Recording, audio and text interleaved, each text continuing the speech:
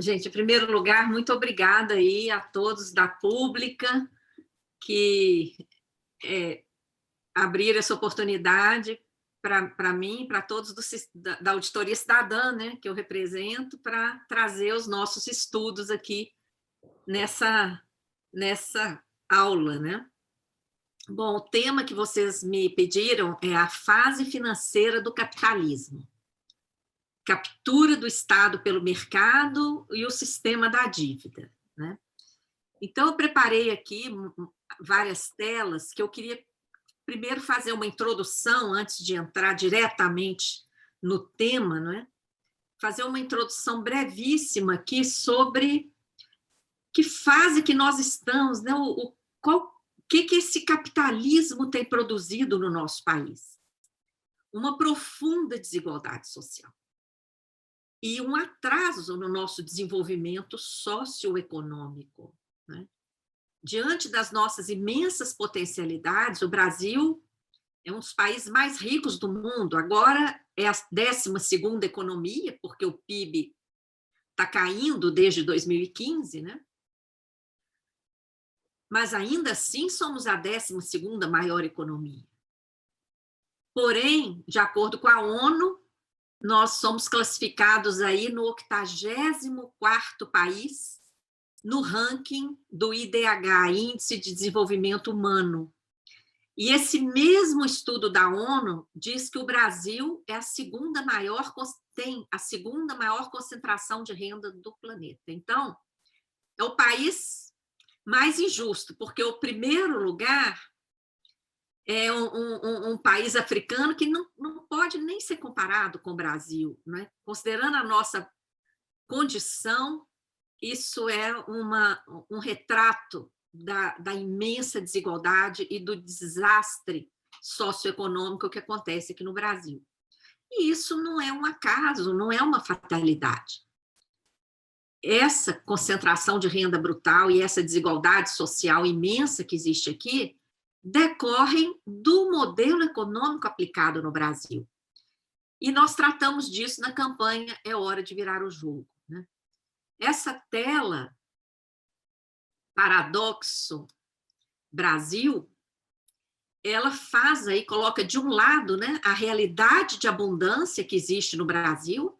O Brasil não é qualquer país, não é? Nós temos aí a maior reserva de nióbio do mundo, quase todo o nióbio natural está aqui.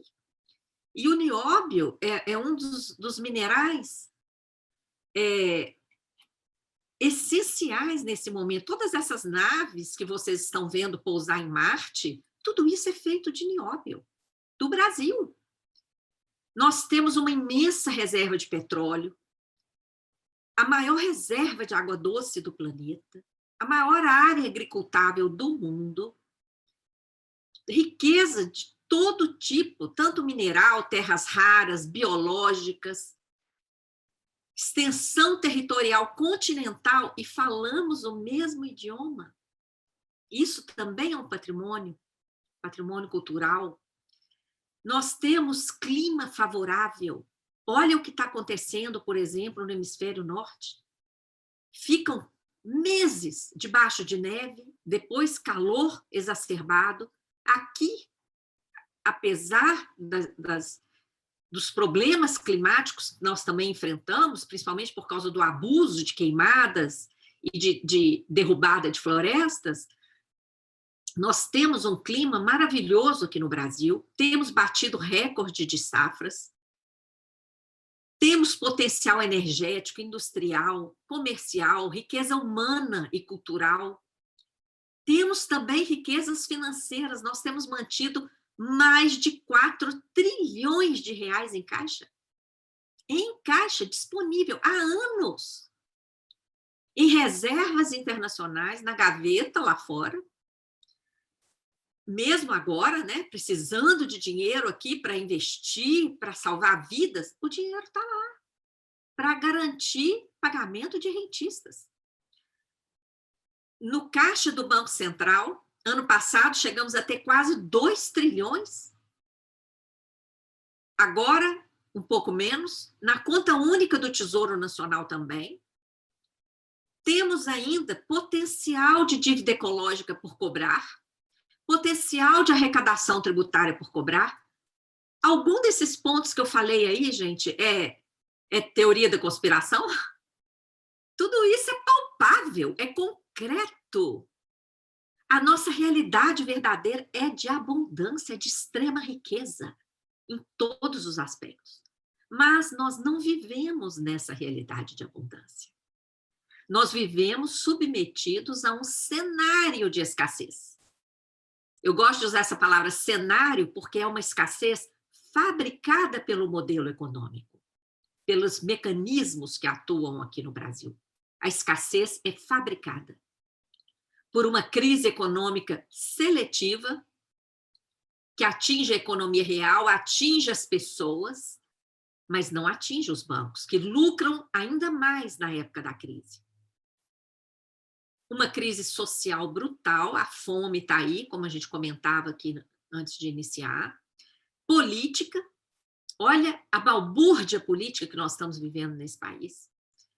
Uma crise ambiental, uma crise ética, né? Porque se nós estivéssemos tendo ética, provavelmente nenhuma dessas crises existiria. E no meio dessas crises todas, o crescimento acelerado da dívida, sem contrapartida alguma. A dívida cresce, mas a gente não tem investimento, pelo contrário, tem desinvestimento, com privatizações, perda de patrimônio, cortes. E, no meio disso tudo, o lucro recorde dos bancos, né? Esse aí é um retrato do paradoxo que nós vivemos no Brasil. E a tarefa dos movimentos sociais, das centrais sindicais, dos sindicatos, é identificar o que separa a realidade de abundância, que de fato existe no Brasil, do cenário de escassez. É aí que nós temos que pautar as lutas. E o que separa é o modelo econômico, que fabrica o cenário de escassez, ao mesmo tempo que concentra a renda na mão de pouquíssimos. Os principais eixos desse modelo econômico são o sistema da dívida, a política monetária suicida praticada pelo Banco Central, o modelo tributário regressivo e o modelo extrativista e responsável para com as pessoas e o ambiente. Tudo isso, gente, está na campanha É Hora de Virar o Jogo, tem 24 vídeos lá, tem textos. O sistema da dívida é o quê? Em vez da dívida ser um instrumento de aporte de recursos, a dívida deveria ser um instrumento através do qual o Estado acessa recursos para fazer investimentos. Mas o que a gente tem provado nas investigações, tanto na dívida federal, interna e externa, como na dívida dos estados, como na dívida dos municípios? É um esquema. É um esquema que desvia recursos públicos continuamente, sem contrapartida, sem investimento algum.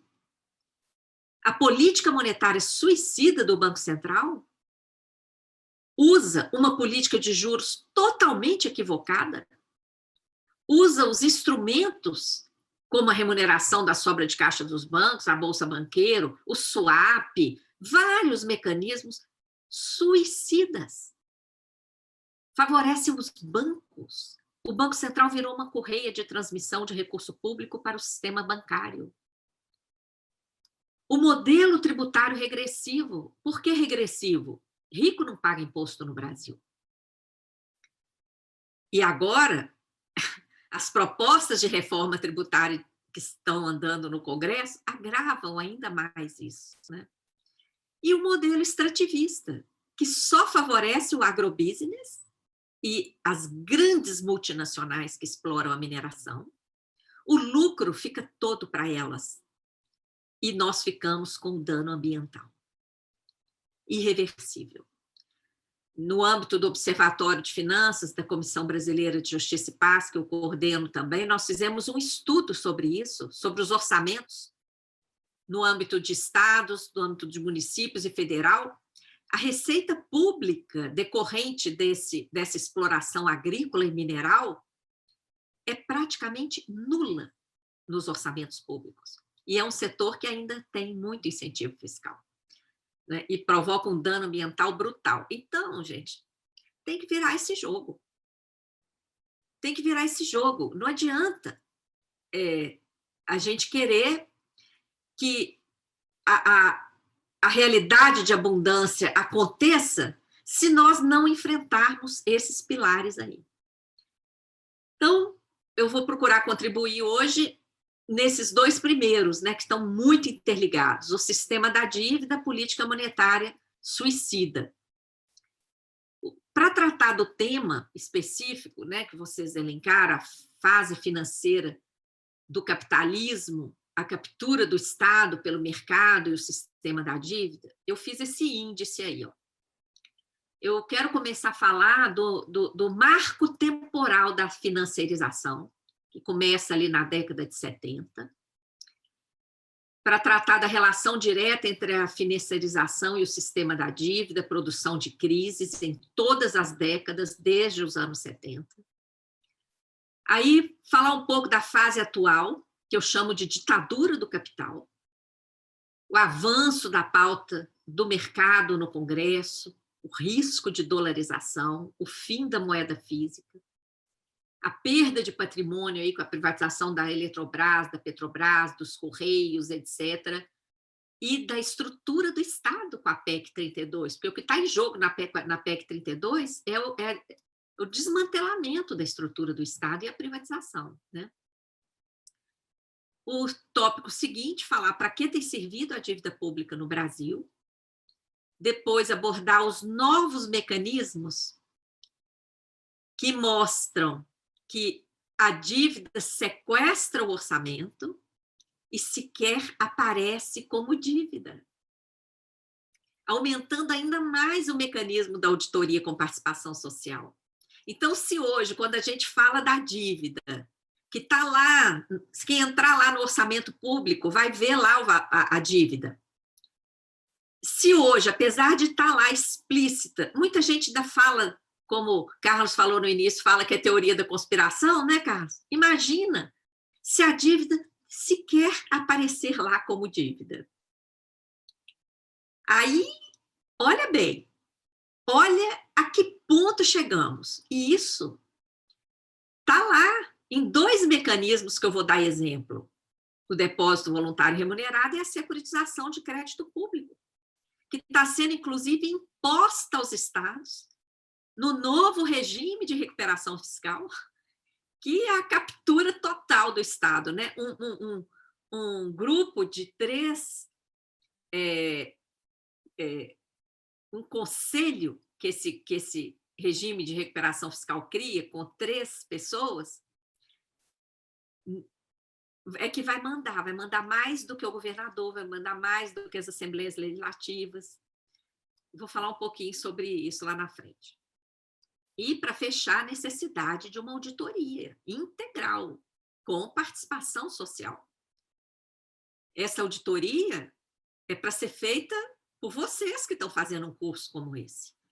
Não é para ser feita por aquelas agências internacionais controladas pelo mercado. Elas vão referendar todo esse sistema que está acontecendo aí. Então, esse é o meu objetivo aqui com esse índice hoje. Vamos lá? Respirem fundo. Começar, então, o primeiro tópico: o marco temporal na década de 70, relação direta entre a financiarização, o sistema da dívida, produção de crises sucessivas em todas as décadas, né? Então, o que aconteceu lá na década de 70? Um fato que marca o início da financiarização. No dia 15 de agosto de 1971, era um domingo, o presidente Nixon convocou lá nos Estados Unidos, rede de televisão, e simplesmente comunicou: a partir de hoje, o dólar não tem mais o respaldo em ouro. Esse respaldo tinha sido uma decisão de 1944, lá na conferência de Bretton Woods. E os países não concordaram com aquilo ali de cara, não. Tomaram aquela decisão em Bretton Woods, mas houve uma resistência, porque a França, a Alemanha, o Japão, os países sabiam que quando o dólar se transformasse na moeda internacional, apesar dos Estados Unidos estarem prometendo ali que para que o dólar se tornasse moeda internacional, ele teria paridade com o ouro, ou seja, qualquer país que colocasse suas reservas em dólar, a qualquer momento poderia reivindicar o ouro correspondente, ouro físico. Apesar dessa promessa dos Estados Unidos, os países não concordaram com isso imediatamente, não. A adesão a isso aí começou a acontecer em massa depois das bombas de Hiroshima e Nagasaki. Isso está registrado em livro que está citado nesse nosso livro aqui, ó. Nesse nosso livro aqui tem um capítulo sobre o poder financeiro. Esse livro está disponível o PDF na página da Auditoria Cidadã. O que aconteceu com o fim dessa paridade dólar-ouro? Quem emite o dólar nos Estados Unidos é o Banco Central norte-americano, o Fed, Federal Reserve Bank, que não é banco e é um banco privado. O Fed é um banco privado. Ele que emite o dólar. A única vez que um presidente americano tentou mudar isso foi o Kennedy. O Kennedy chegou a baixar um decreto para que o Tesouro americano controlasse a emissão da moeda. Todo mundo sabe como é que o Kennedy foi morto. Explodiram a cabeça dele. E explodiram a cabeça, né? Talvez para ninguém mais ter uma ideia dessas, né?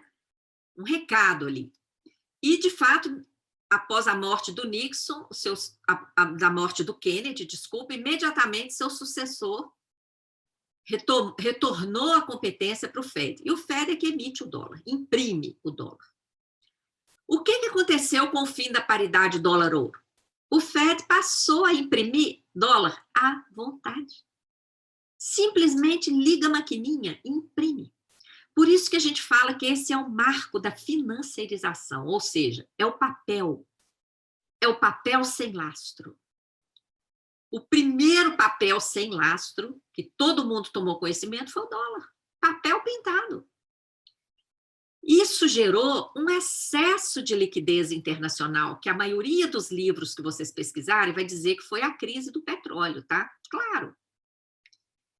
Isso aí, esse fim da paridade e a facilidade de imprimir moeda, pouca gente tem coragem de falar.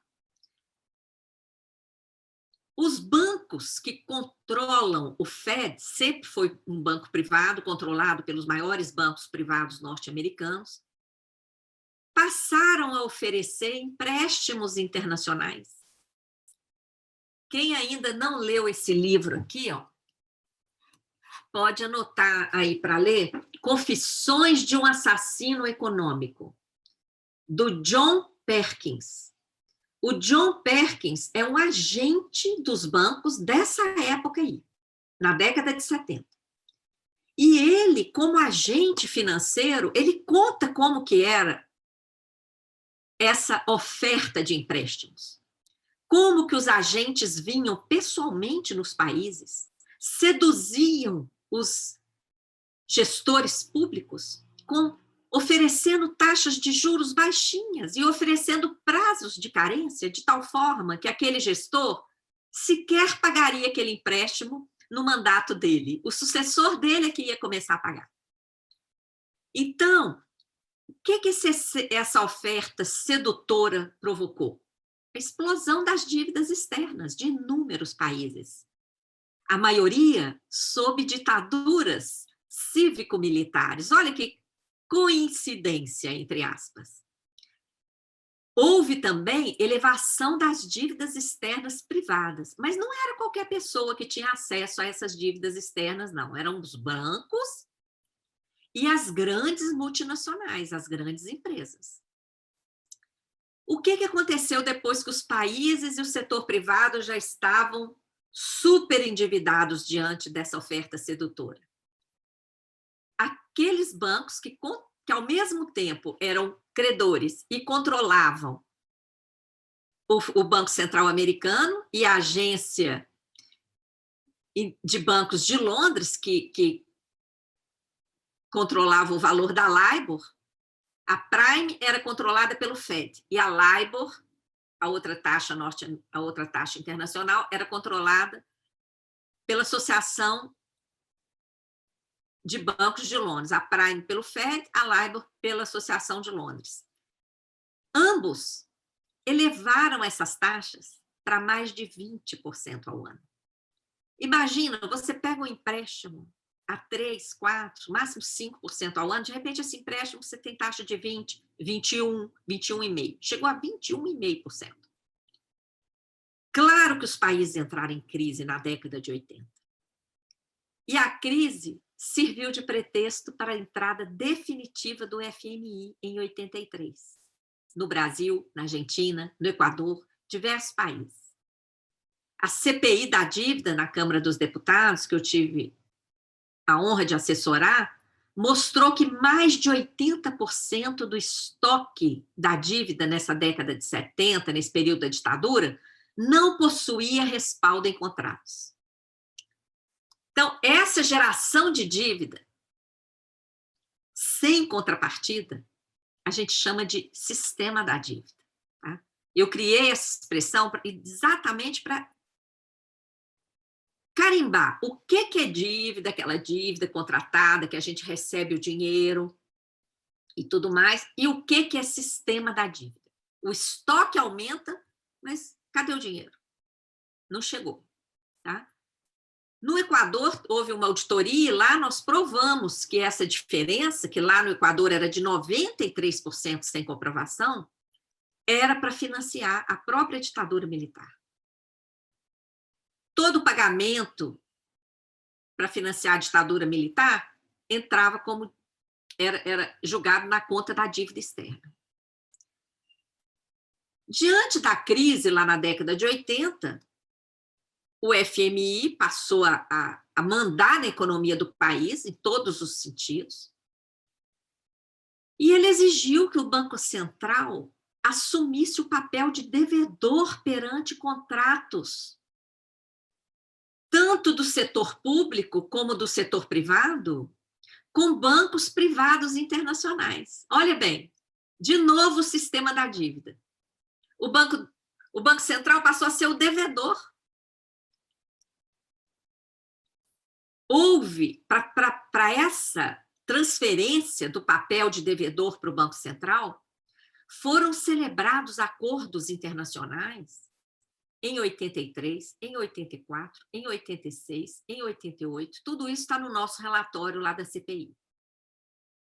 E eu chamo atenção para o relatório do Severo Gomes, um senador muito importante, que expediu um relatório sobre a nulidade desses acordos, que transferiram a dívida, tanto dívida pública como dívida privada, para o Banco Central. Isso aí, gente, atendeu o interesse dos bancos. Porque, diante da crise, os bancos não iam receber a maior parte dessa dívida. Até porque eles mesmos fizeram um aumento unilateral da taxa de juros. Quando eles jogam a dívida toda para o Banco Central, olha que facilidade para eles. Eles tinham um devedor só para cobrar e um devedor comprometido, que ajoelha diante do FMI. Né? Pois bem, não é à toa que a década de 80 é uma década perdida. Toda essa dívida sumida pelo Banco Central passou a ser paga com recurso público de uma forma onerosíssima. O Brasil se transformou em exportador de capitais, sem ter recebido um centavo. Então, houve isso aí na década de 80, na década de 90, especificamente em 92, uma forte suspeita de prescrição desses acordos. Ninguém investigou isso. O mercado, gente, como eu falei na minha palestra de encerramento do seminário sexta passada, sabe aproveitar as oportunidades. Nesse período conturbado, em 92, diante do desaparecimento do Ulisses Guimarães e Severo Gomes, naquele questionável acidente de helicóptero, impeachment de Collor, denúncias diversas, aquele tumulto todo que a gente estava vivendo em 92, na véspera do Natal, dia 23 de dezembro, o Senado aprovou uma resolução. Essa resolução foi usada como respaldo para a troca daquela dívida externa, daqueles acordos nulos, como diz o relatório do Severo Gomes, em novos títulos. Transformar. Vocês estão vendo como é que a coisa vai transformando? Transformaram de novo. Então, transformaram primeiro aquela dívida ilegítima, sem respaldo, transformaram tudo em acordos que o Banco Central foi devedor, tanto dívidas privadas como públicas. Depois, esses acordos suspeitos de prescrição, essa suspeita é de 99%, isso foi ignorado. E nós estamos falando de um volume de dívida equivalente a mais de 80% de toda a dívida externa brasileira. Numa época em que a dívida interna era irrisória. Então, esse fato aí de 92, gente, mudaria a história do Brasil. Tá? A gente deixaria de ter essa dívida aí, tinha inúmeros motivos para questionar. Todo mundo ignorou isso na época. E a dívida foi transformada em novos títulos, um processo que aconteceu em Luxemburgo, paraíso fiscal, denominado Plano Brady. De novo, não recebemos um centavo nessa troca. Nenhum centavo. Pelo contrário, a dívida aumentou. Por quê? Como essa operação era uma grande fraude, os bancos queriam alguma garantia. Eles exigiram que o Brasil comprasse bilhões de treasury bonds, títulos da dívida norte-americana, como garantia. E o Brasil comprou. Olha aí a atuação do sistema da dívida de novo. Quem negociou isso aí, lá em 92? O chefe da comissão era o Pedro Malan, que depois, quando Fernando Henrique foi eleito, ele virou ministro da Fazenda. Quem mais estava nessa comissão? Armínio Fraga, que depois virou presidente do Banco Central. Quem mais? Murilo Portugal, que depois virou secretário do Tesouro. Tinha mais 50 pessoas nessa comissão aí. Isso tudo está documentado nas análises técnicas da CPI, que vocês podem acessar no site da auditoria. Mas esses três, gente, são fundamentais, porque os três que tomaram conhecimento dessa renúncia à prescrição da dívida passaram a ocupar os cargos-chave para que esse assunto ficasse ali enterrado, né? Seguindo, o que aconteceu com esses títulos Brady? Então, a dívida daqueles acordos foi trocada em novos títulos. E o que aconteceu com esses títulos do Plano Brady? Esses títulos, gente, eles possuíam inúmeras restrições. Eles não tinham autorização da SEC norte-americana. A SEC é como a nossa CVM. E todo título de dívida externa tem que passar pelo crivo da SEC. Esses títulos não obedeciam às regras da SEC. E mais uma série de outras coisas, além de serem títulos resultantes da conversão de uma dívida prescrita. Então, nenhuma bolsa de valores do planeta poderia aceitar estes papéis. Eles eram considerados papéis podres. Inclusive, a mídia da época tratava esses papéis de papéis podres. Diante disso, olhe bem, aquela dívida que era nula foi transformada nesses papéis podres. E o que o Brasil fez com esses papéis podres? Podres, nulos, esqueletos. Eles foram, primeiro, trocados por novos títulos da dívida externa, uma parte. Outra parte foi trocada por título da dívida interna, federal, transformando dívida interna externa nula em dívida interna. Isso lá na década de 90, gente, a dívida interna chegou a pagar juro próximo de 50% ao ano, no início do Plano Real. Outra parte desses títulos podres foram usados como moeda para comprar empresas estatais estratégicas e lucrativas, como a Vale do Rio Doce. Metade da Vale do Rio Doce, gente, foi paga com esse papel podre. Então, todas essas operações resultaram em prejuízo financeiro, patrimonial, enquanto o estoque da dívida interna e externa aumentava, sem que a gente tivesse recebido um centavo. Vocês estão vendo por que a auditoria é tão atacada? O que vocês acham que como a sociedade vai reagir quando ela se empoderar com essas informações? Ela vai aceitar isso? Continuar entregando tudo? Nossas empresas, nossa estrutura de Estado, todo esse sacrifício que existe aqui? Quem assumir, compreender de fato essas informações, gente, se mobiliza, tá? E aí, na década de 90, vem o aprofundamento da financiarização com a desregulamentação financeira. O Plano Brady, que é essa transformação de acordos, né, contratuais em papéis, isso aí em si já é um processo de financiarização, foi implementado por volta de 94 em mais de 20 países, sob denúncias gravíssimas de inconstitucionalidade em todos eles. Tanto é que esses acordos, eu já vi de vários países, todos eles têm uma cláusula assim: se esse contrato tiver alguma nulidade ou inconstitucionalidade, isso não será questionado. Por que vocês acham que o contrato tem uma cláusula dessa? É porque ele é inconstitucional, ele é nulo, né? E o FMI fazendo forte pressão, né? O FMI esteve por trás de todas essas negociações aí. Então, a década de 90, ela foi marcada pelo aprofundamento da financiarização,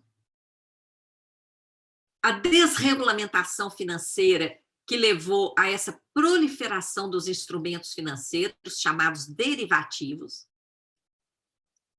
E essa papelada toda, o que o mercado ia fazer com essa papelada toda? Aí vem, combinadinho com a privatização, a criação dos fundos financeiros. Por exemplo, a Previdência, que era obrigação do Estado, começam a surgir os fundos financeiros da Previdência, que vai depender do mercado. Isso aí, gente, é para criar caixas, receptáculos para essa parafernália da papelada da financiarização e para jogar conta para a classe trabalhadora, tá?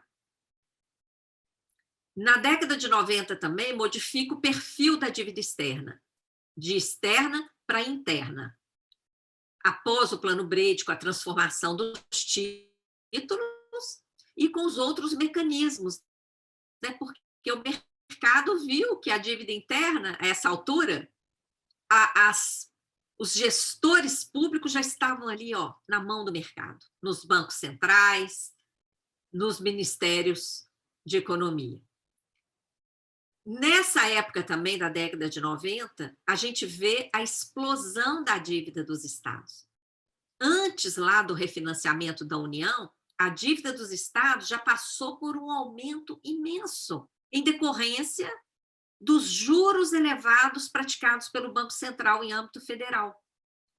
A política monetária federal impactou fortemente a dívida dos estados.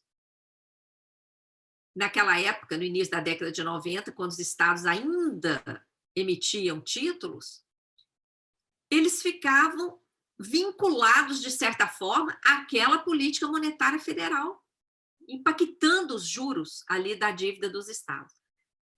A dívida dos estados inflou, aí veio a União e exigiu refinanciamento. De novo, os estados não receberam um centavo nesse refinanciamento.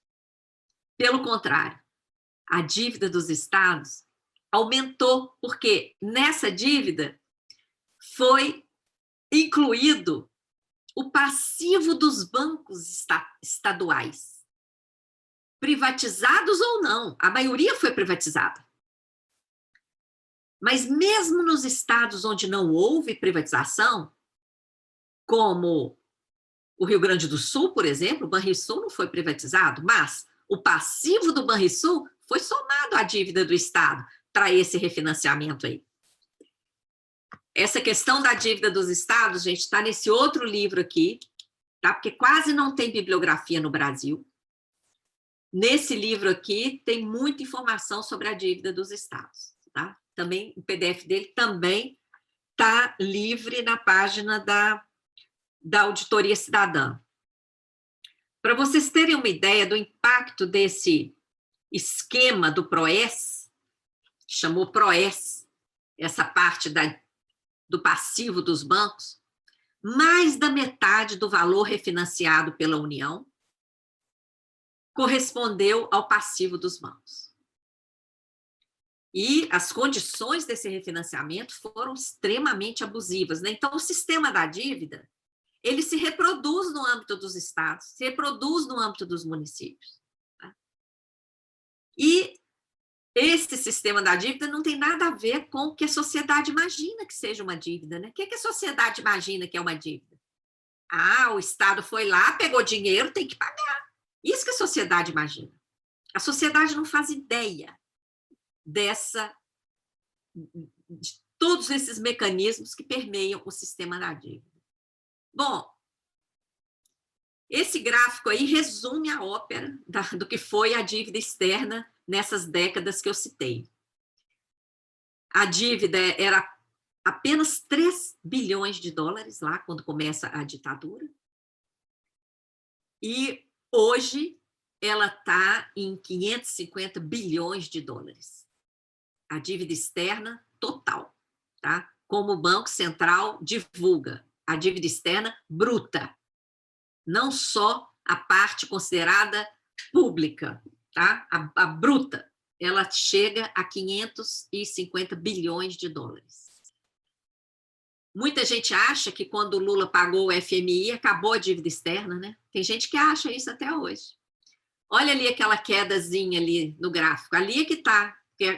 Quando aconteceu o pagamento antecipado ao FMI, aconteceu também um resgate com ágio daqueles títulos da dívida externa lá atrás, trocados pelos títulos do Plano Brady, tá?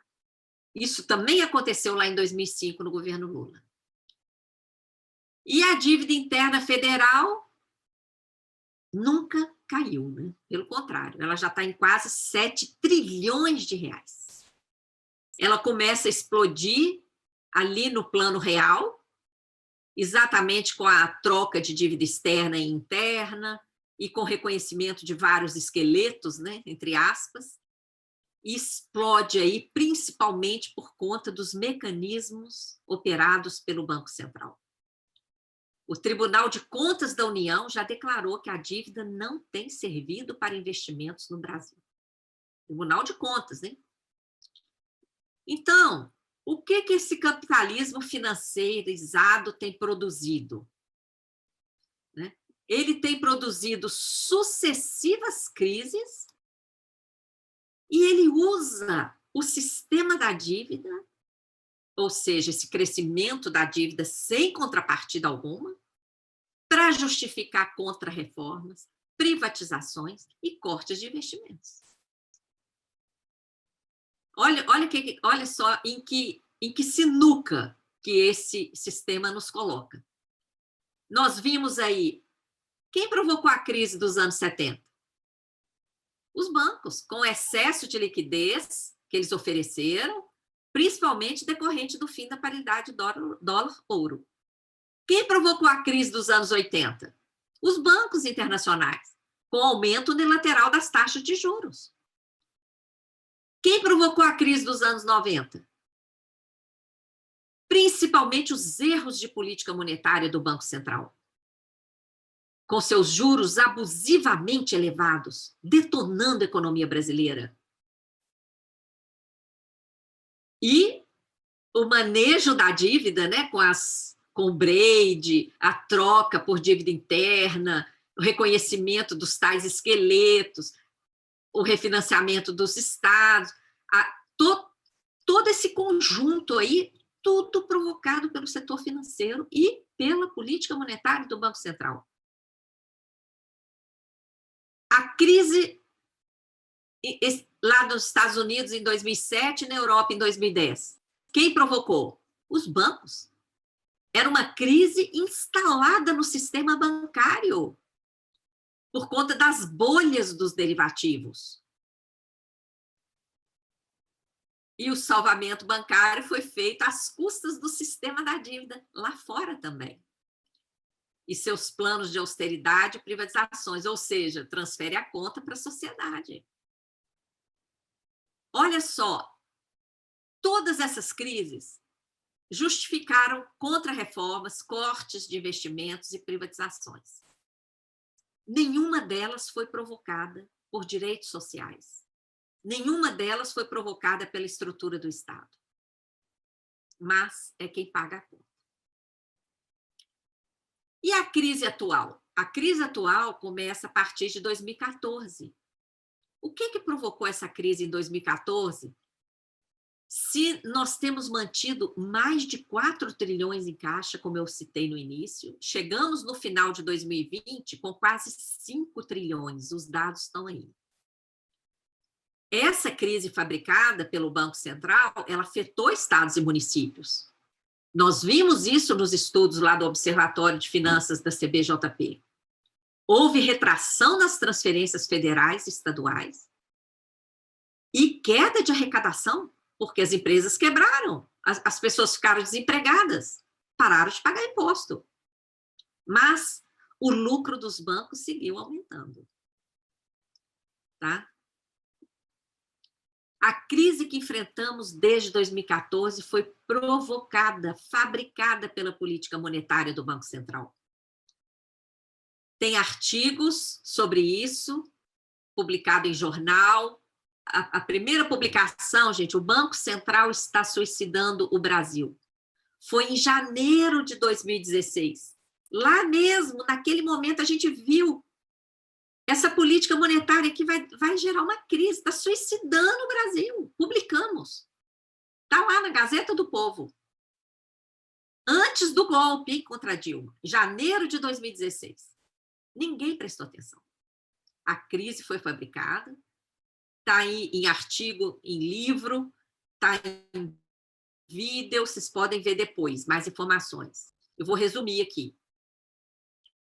Até 2014, nós produzimos 1 trilhão de superávit primário. Olha esse gráfico aí, essa montanha azul. Essa montanha azul aí é 1 trilhão de superávit primário. O que é isso? Gastamos menos do que arrecadamos. Então, aquela conversa do Guedes e de todos os ministros que o antecederam, né? O problema do Brasil é o gasto público. Não, é o gasto financeiro, que não entra no cálculo do superávit primário. Olha ali a violência da crise fabricada. Olha como é que o gráfico vira de cabeça para baixo. Vínhamos com 1 trilhão de superávit, de repente, déficit brutal. O resultado da Seguridade Social, nós chegamos a acumular também 1 trilhão de superávit na Seguridade Social. De repente, virou de cabeça para baixo. A arrecadação também, de repente, virou de cabeça para baixo. O PIB vinha crescendo em média 4% ao ano, de repente, cai 7% em 2 anos. Por quê? Quais os fatores que produzem crise no capitalismo? Isso está nesse livro aí, ó. Eu tive acesso a esse livro lá durante a auditoria da Grécia. O que produz crise no capitalismo, assim, crise repentina, como foi essa, que vira de cabeça para baixo de uma hora para outra, é guerra, peste, como agora tem pandemia, quebra de safra, que leva à fome, ou quebra de bancos. Aconteceu algum desses fatores aqui em 2014, 2015 aqui no Brasil, gente? Nenhum. Nós não tivemos nada disso aqui, pelo contrário. Não tivemos guerra, graças a Deus, não tivemos pestes naquela época, não tivemos quebra de safra, pelo contrário, recorde de safra, e não tivemos quebra de banco, como foi a causa da crise 2007 e 2010 lá, Estados Unidos e Europa. Se nós não tivemos nenhum desses fatores aqui, por que de uma hora para outra a economia virou de cabeça para baixo? Tá aí, ó. Isso aí que eu abordei lá naquele artigo, o Banco Central está suicidando o Brasil. O Banco Central, gente, elevou a taxa de juros para 14,25% ao ano, sem justificativa. Quando a taxa básica está em 14,25%, a Selic, os títulos da dívida são vendidos a muito mais do que isso, chegaram a ser vendidos a mais de 19%. Ao mesmo tempo, o Banco Central enxugou a sobra de caixa dos bancos e remunerou os bancos. 1 trilhão de reais. O Banco Central teve prejuízo com swap cambial, é até a notícia que está ali no recorte. E outros prejuízos, só em 2016 o prejuízo do Banco Central chegou a 250 bilhões de reais. Isso tudo foi transferido para a conta do Tesouro. Vocês viram isso em algum jornal?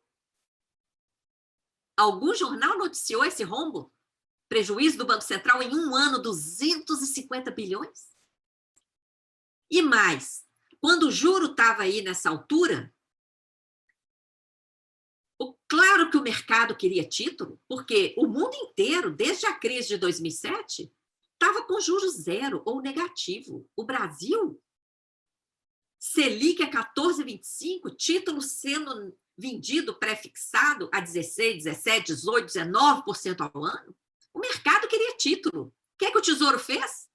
Emitiu quase meio trilhão de título além do necessário. Emitiu e vendeu, ficou com o dinheiro em caixa. Nós fizemos requerimento de informações e responderam na maior cara de pau. Ah, isso é colchão de liquidez. É como se qualquer um de vocês pegasse um empréstimo bancário para pagar juro altíssimo e colocasse o dinheiro debaixo do colchão. É coisa de maluco, né? Mas foi o que o Tesouro Nacional fez. Nesse ano aí de 2015, só em 11 meses desse ano, a dívida interna cresceu 732 bilhões. E o investimento federal foi 9,6. E não foi pago com dívida. Todo esse crescimento da dívida foi para pagar juro, para remunerar a sobra de caixa dos bancos, para cobrir prejuízo do Banco Central.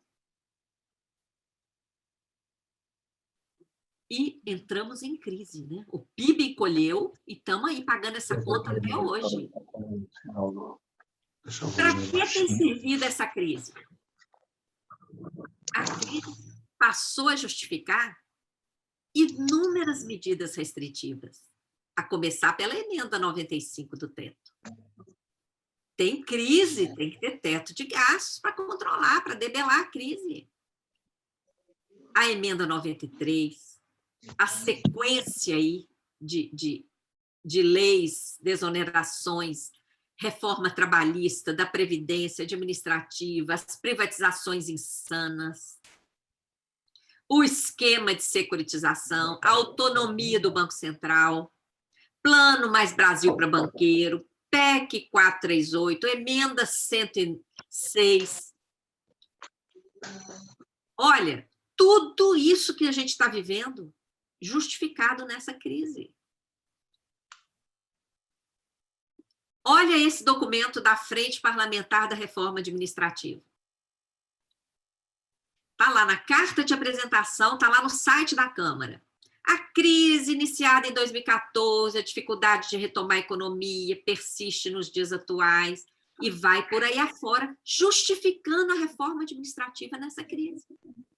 É assim, gente. Mas o único setor que não perdeu, que continua batendo recorde de lucro, e mesmo em 2015, enquanto o PIB encolheu, vimos a quebradeira de empresas, o recorde do desemprego, o lucro dos bancos foi quase 100 bilhões, e eles ainda fizeram uma provisão, uma reserva de 187 bilhões. Então, o lucro efetivo, quase 300 bilhões. Por quê? Porque os bancos é que ganham com os mecanismos que geram dívida e geram crise, né? Esse gráfico aí é do próprio Banco Central. Mostra exatamente o aumento dos lucros e a máscara que os bancos têm feito. Eles aumentam as provisões para esconder um pouco o escândalo, o volume escandaloso de lucro em plena crise. Olha lá o que eles fazem nos anos de maior crise. Olha ali, 2015, 16 e 17, no gráfico à direita, o aumento da provisão. Está vendo? Eles aumentam a provisão para esconder, para não mostrar o volume gigante do lucro dos bancos quando essas crises são fabricadas. Então, gente, a primeira fase aí do que eu queria mostrar primeiro item, né, da questão da financiarização, desregulamentação, a partir da década de 90, a evolução do sistema da dívida e a fabricação da crise, foi o que eu mostrei até agora. Eu vou ter que acelerar um pouco, eu estou fazendo muito comentário e eu só fiz o item 1 até agora.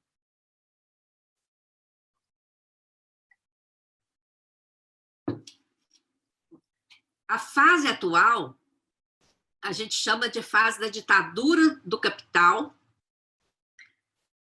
com o avanço da pauta do mercado. Olha essa notícia de janeiro desse ano. Essa economista do Credit Suisse, um banco que só não quebrou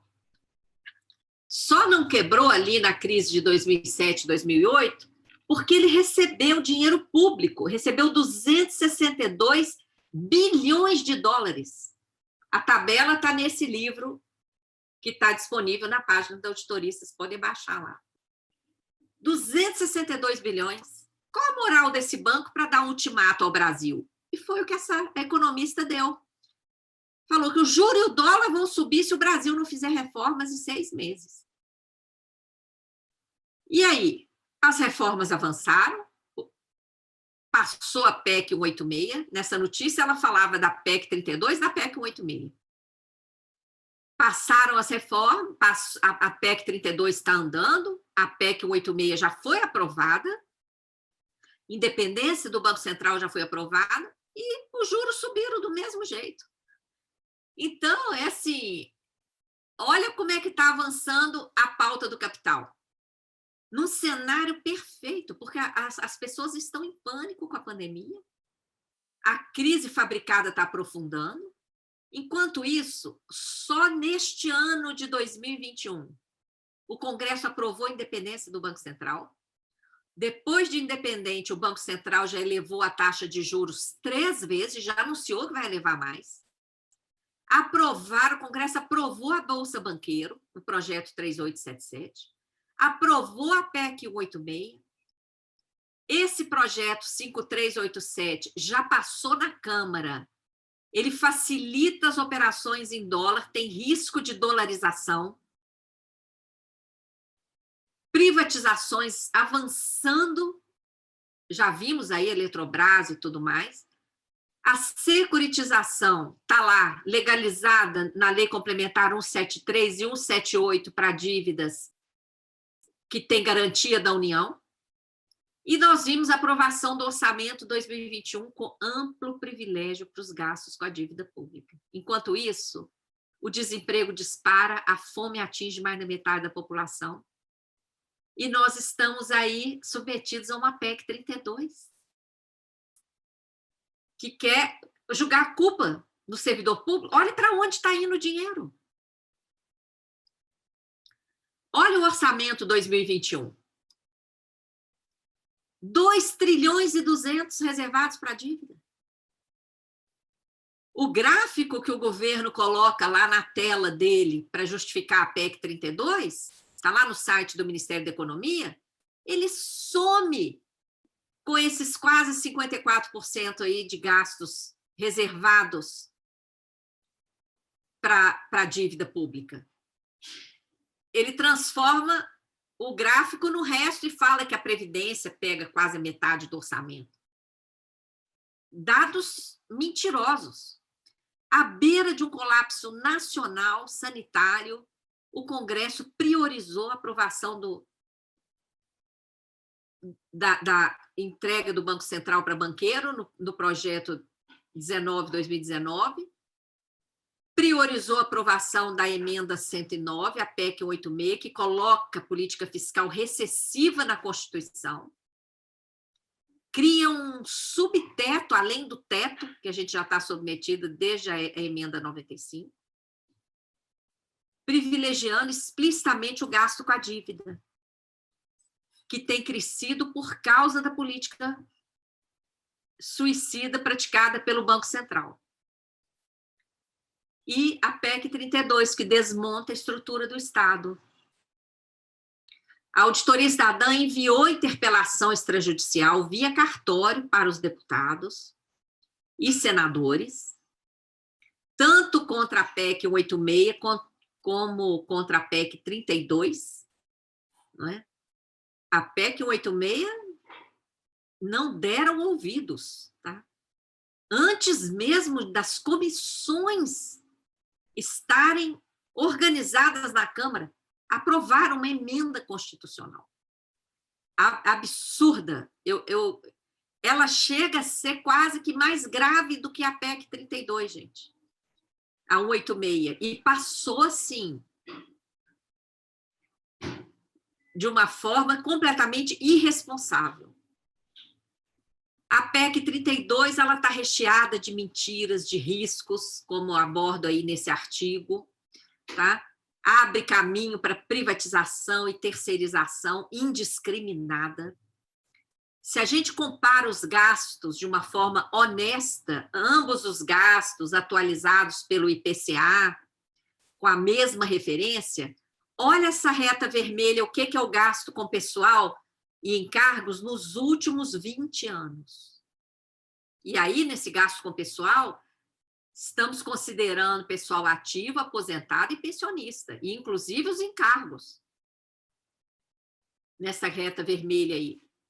E olha lá em cima os gastos com a dívida. Onde é que está o problema? É no servidor público? Evidente que o gasto está no gasto com a dívida. A PEC 186 aprofunda ainda mais o arroxo que vivemos. Ela colocou o ajuste fiscal na Constituição, forçando esse modelo de retração econômica quando o Brasil precisa investir.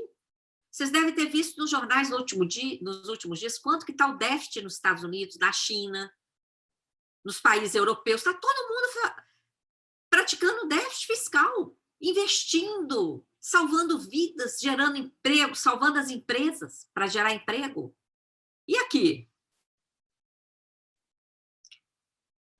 Essa PEC criou um novo subteto, aprofundando o arroxo que já vivemos desde a emenda 95, já está lá no texto constitucional, autorização para medidas de ajuste, suspensões, vedações, privatizações, se for necessário, está lá na Constituição já. E, ao mesmo tempo, ela garante os privilégios da dívida, né? Ela traz também um calote aos estados e municípios, porque ela revoga o dispositivo constitucional que determinava que a União teria que ressarcir os estados das perdas da Lei Candir. A partir de agora, não tem mais ressarcimento.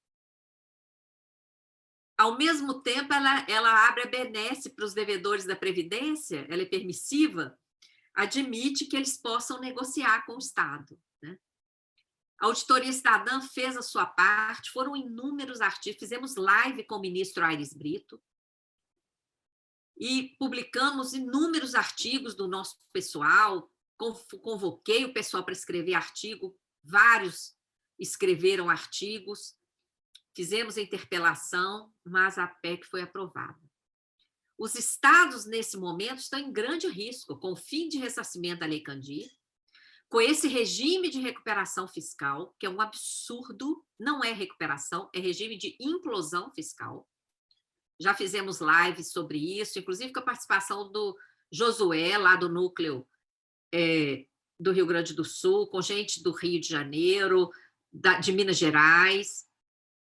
O esquema de securitização, que eu vou falar um pouco mais daqui a pouco, e as propostas de reforma tributária, que lesam os entes federados. Tá? E o sistema da dívida é o pano de fundo de todo esse desmonte que afeta os estados também. E onde é que sempre esteve o déficit? Isso ninguém fala. O déficit sempre esteve no Banco Central. Dados oficiais mostram isso. O próximo tópico, eu queria falar um pouco assim, para que tem servido a dívida pública no Brasil, né? A dívida deveria ser um instrumento de financiamento do Estado. E quando ela é esse instrumento, ela é sustentável, porque se o Estado contrai uma dívida para financiar investimento produtivo, ela é benéfica.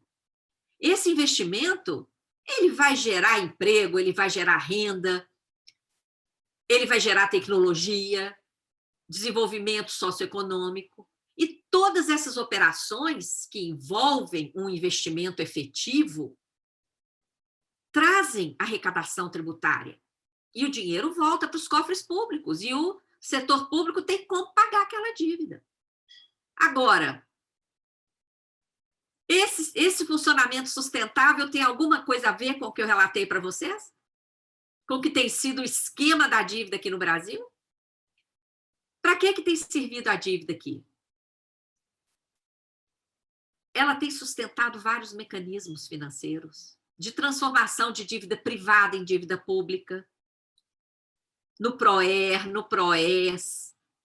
Agora, não é, com essa nova emenda aí, 109, com a emenda 106 lá, que autoriza o Banco Central a comprar papel podre dos bancos, e lá, historicamente, na dívida externa, né, quando o Banco Central assumiu. Transformação de dívida externa irregular, lá no Plano Brede, elevadíssimas taxas de juros, juros sobre juro, contabilização de juro como amortização, a mega pedalada, né, burlando a Constituição, cobertura de prejuízos do Banco Central com swap e outros, remuneração da sobra de caixa dos bancos, emissão excessiva de títulos, securitização, o esquema. Então, que parte dessa dívida aí que é sustentável, que vai gerar investimento? Zero. Não tem. Então, esse processo ele é insustentável, gente. É um processo que está empobrecendo o Brasil, impedindo que o Brasil faça os investimentos que precisa fazer. Apesar do superávit primário de 20 anos, ali, de 1 trilhão que eu mostrei naquele gráfico do próprio Tesouro Nacional, com aquela montanha azul, naqueles 20 anos que produzimos 1 trilhão de superávit primário, o que aconteceu com a dívida naquele período? Saiu de 86 bilhões para 4 trilhões. Por causa desses mecanismos financeiros. Tem vários vídeos, artigo, live com esse tema. Para que tem servido a dívida pública no Brasil? E o Tribunal de Contas da União afirmou que a dívida não serviu para investimentos no país. O link está aí. Eu até mostrei na minha palestra no encerramento do seminário a fala do representante do Tribunal de Contas. E nós é que estamos pagando, né, gente? Porque qual que é o impacto da necessidade de pagar a dívida gerada dessa forma ilegítima? O impacto no orçamento, com a destinação da maior parte. O impacto no sacrifício social com os cortes de gastos, os ajustes fiscais. O impacto no patrimônio público, com as privatizações. O impacto nos direitos sociais, com as contrarreformas. E nas modificações que estão tornando a Constituição cidadã na Constituição do mercado. Então, nós estamos aí com perdas em todos os sentidos, perdas financeiras, patrimoniais, perdas de direitos, e perdendo a própria Constituição Federal, que está se desfigurando, né? Isso, inclusive, o ministro Aires Brito falou na live que eu citei. Esse aí é o último orçamento federal executado, pago, no ano passado, em 2020. Ele inclui os gastos do orçamento de guerra, da emenda 106. A dívida foi o gasto que mais cresceu, e a educação perdeu recursos, tanto em termos nominais como percentuais. No link aí tem um artigo que tem toda a explicação sobre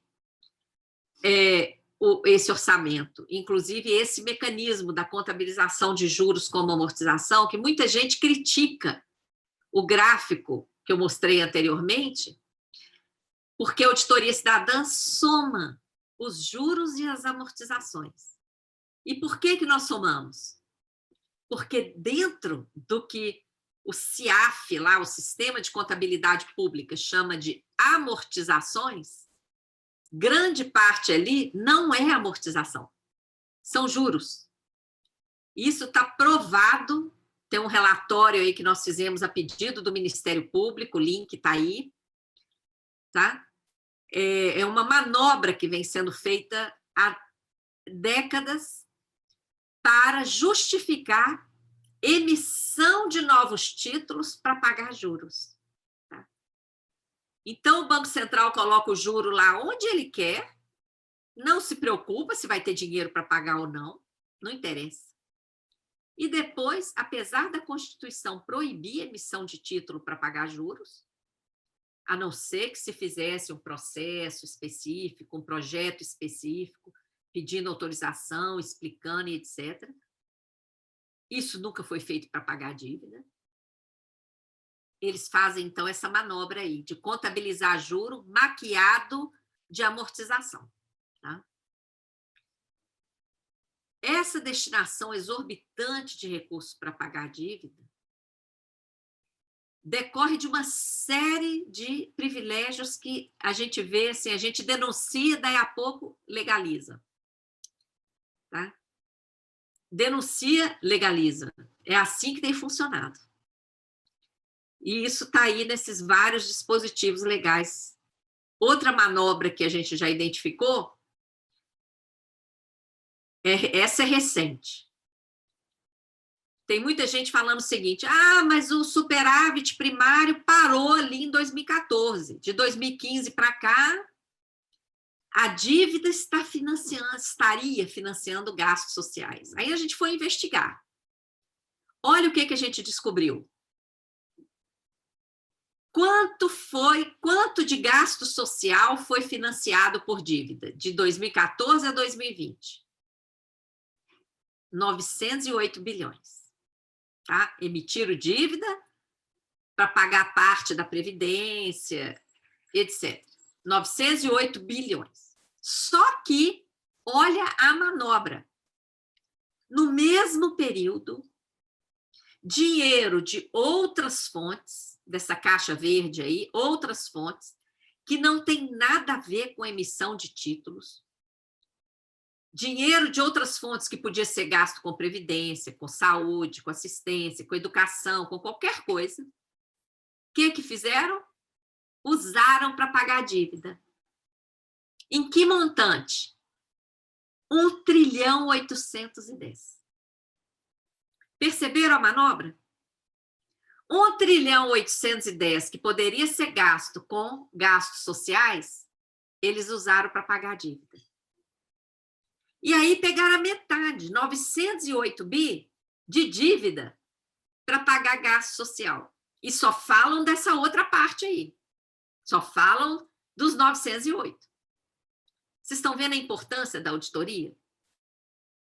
Se a gente não faz auditoria, fica caindo no discurso furado de que a dívida estaria financiando gastos sociais. É furado. Não tem respaldo nos dados. Essa expressão sistema da dívida, gente, eu criei quando eu estava lá no Equador. Porque já estava há 7 anos aqui, a auditoria cidadã, em 2007, né, que eu estava lá. Quando eu cheguei lá e que a gente teve acesso, né, àquele volume enorme de documentos, que a gente fechou o ciclo, né, da dívida, ficou claro para mim, gente, a dívida não é algo à parte, é um sistema. É um sistema, é essa utilização do endividamento às avessas, que se reproduz internacionalmente, se reproduz no âmbito de estados e municípios, gera dívida sem contrapartida e beneficia banco, ela se interliga com o modelo econômico para garantir os privilégios financeiros, modifica a estrutura legal para respaldar isso. Quem vota um sistema político corrupto, a corrupção é intrínseca a esse modelo, né? A grande mídia não fala disso, e a cabeça do sistema é o poder financeiro internacional, com graves consequências sociais, tá? A gente representa por meio dessas engrenagens aí, porque tudo isso está interligado, né? Está super interligado, é um sistema. Quem manda no Brasil, gente, é o BIS, um banco privado que fica lá na Suíça, muita gente nem sabe que o BIS existe. Ele que manda no Brasil.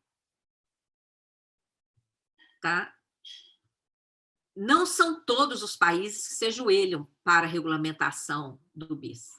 Mas aqui no Brasil, de 2 em 2 meses, as autoridades do Banco Central estão lá na Suíça para ouvir as ordens.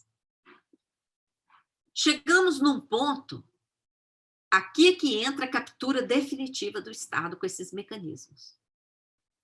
Os novos mecanismos da dívida que sequestra o orçamento e sequer aparece registrada como dívida. São 2 exemplos que eu vou dar aqui. O depósito voluntário remunerado, que acabou de ser aprovado pelo Congresso, ainda não foi sancionado, a gente está lá, inclusive, com uma campanha no site da auditoria para, com um clique, você manda e-mail para várias autoridades do executivo pedindo veto. E a securitização de crédito, né, que gera dívida que é paga por fora do controle orçamentário. Gente, é um escândalo. A exemplo de empréstimo consignado. Essa Bolsa Banqueiro foi o principal mecanismo daquela crise fabricada a partir de 2014. Olha essa figura aí, como é que a coisa funciona. O dinheiro de todos nós que estamos aqui nessa sala, todas as pessoas do Brasil que tem conta bancária, o dinheiro das empresas que tem conta bancária, todas são obrigadas a ter conta bancária, o dinheiro de órgãos governamentais, que está nos bancos também, todo esse dinheiro fica ali, nos bancos. De todo esse dinheiro que está nos bancos, Só um pedacinho ali, o compulsório, o banco não pode emprestar. Esse compulsório, ele tem que reservar. O resto é o que a gente chama de sobra de caixa. Essa sobra de caixa, no mundo todo, os bancos emprestam para a sociedade. Tá? Olha, acabei de receber aqui, gente, sancionado. Não adianta mais pedir o veto, viu? Agora nós vamos ter que entrar com a DIN.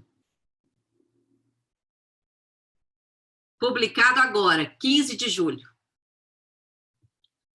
Em primeira mão para vocês, Lei 14.185. É lei agora, tá? É triste, viu, gente? É muito triste. Tem que fazer, assim, um esforço para não desistir, sabe? A gente não desiste olhando para a história, olhando quantos já lutaram até o fim sem desistir. Nós não temos o direito de desistir. Tá? Essa bolsa banqueiro aí, ó,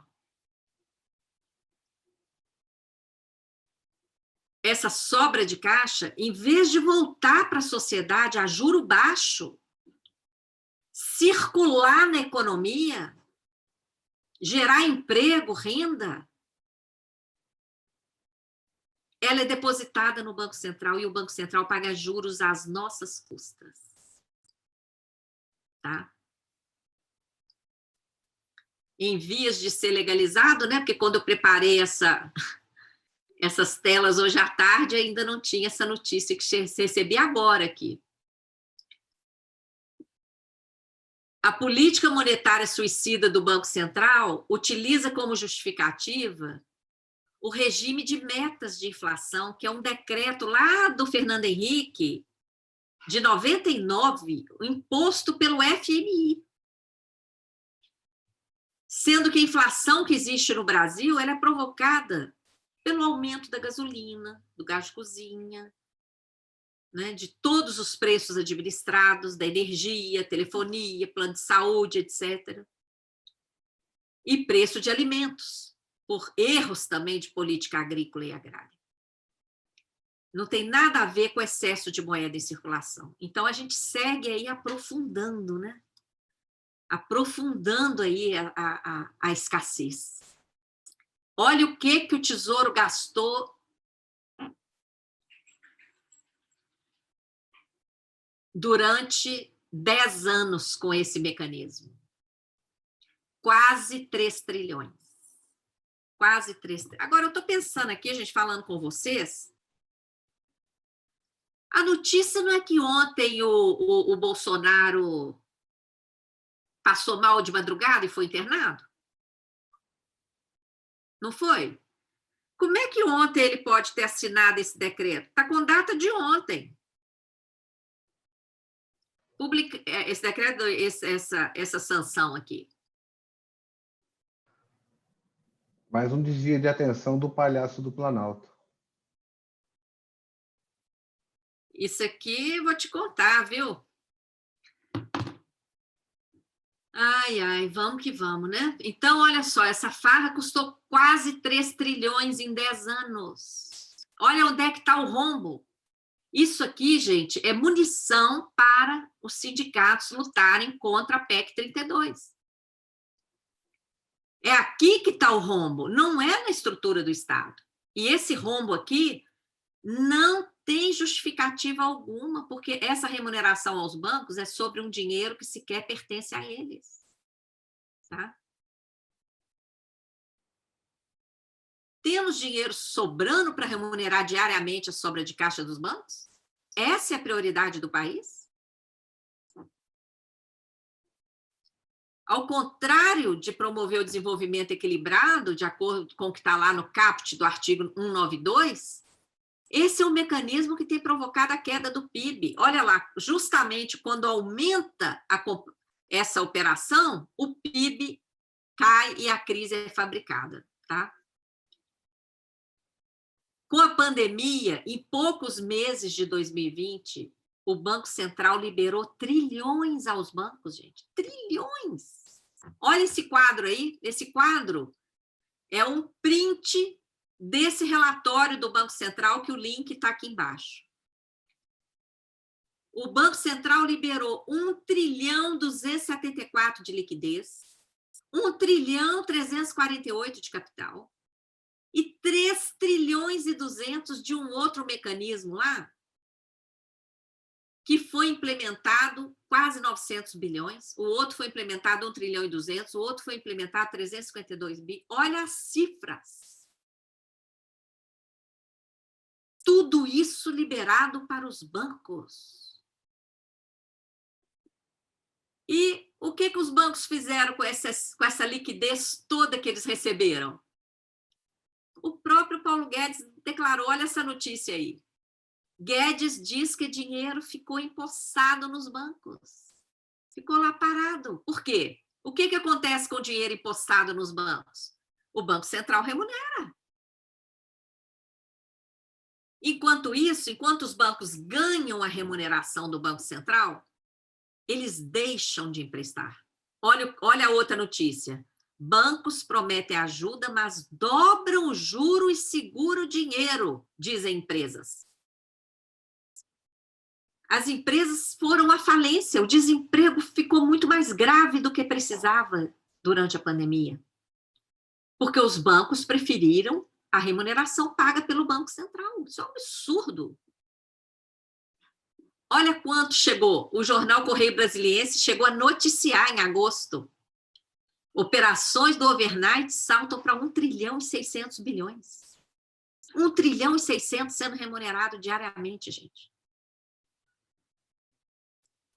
Em vez de interromper essa política, o Congresso aprovou a autonomia do Banco Central e aprovou esse projeto 3877, né?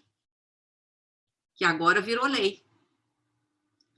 O rombo das contas públicas não está na dívida. Não está... Perdão, vou falar de novo. O rombo das contas públicas está no sistema da dívida. O déficit está no Banco Central e não nos gastos sociais. Tem artigo aí sobre isso. E o Congresso deu vitória ao overnight e aprovou Bolsa Banqueiro sem limite. E mais, hein? E essa lei aqui, ela não coloca limite para remuneração aos bancos, não. Não tem limite. E o mecanismo aí da moda é esse aí, né? A securitização. O grande capital, agora, já quer se apoderar diretamente da arrecadação. Tá? Esse mecanismo escancara o desvio de recursos públicos. Como é que acontece? Esse diagrama aí mostra. Os contribuintes vão continuar pagando os seus tributos na rede bancária, só que, ao cair na rede bancária, o dinheiro não irá diretamente para o cofre público. Ele vai cair nas tais contas vinculadas. Vai ter um ralo no meio do caminho.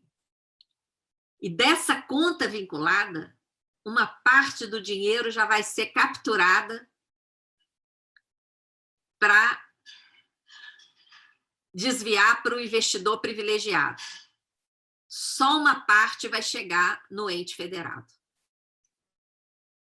Isso aí a gente comprovou na CPI da PBH Ativos S.A., uma das empresas criadas para operar esse esquema em Belo Horizonte. A CPI comprovou esse desvio, né? E o Tribunal de Contas do Estado de Minas, inclusive, mandou suspender os pagamentos dessa dívida. Para operar, cria essa estatal não dependente, que é o caso da PBH Ativos S.A., da CPSEC S.A. em São Paulo, etc. E essa empresa emite papéis financeiros, debêntures, vende para o mercado, só a panelinha do mercado financeiro é que tem acesso a isso, porque essa venda é feita com esforços restritos, ou seja, não tem nem anúncio. No caso de Belo Horizonte, então, gente, é escandaloso. O Banco BTG Pactual é que montou, estruturou toda essa operação e ele mesmo comprou 100% das debêntures vendidas pela PBH Ativos S.A. O negócio é descarado, assim, é descarado. Uma parte do dinheiro fica na empresa para ela remunerar seus administradores, né? E pagar lá os pareceres, os estudos.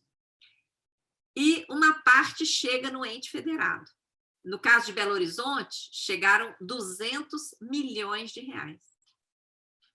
Isso que chega lá em Belo Horizonte, no ente federado, não é registrado como dívida. É registrado como venda de ativo. E qual ativo está sendo vendido? O fluxo da arrecadação, o dinheiro que cai no banco. E em que proporção? O município recebeu 200, entregou fluxo de arrecadação de 880, mais atualização pelo IPCA. Quem aí que quer, gente, emprestar 200 e ficar devendo 880 mais atualização? Olha só, é isso aí que é a securitização. E no regime de recuperação fiscal dos estados, o próprio Tesouro Nacional está exigindo que os entes federados implementem essa securitização.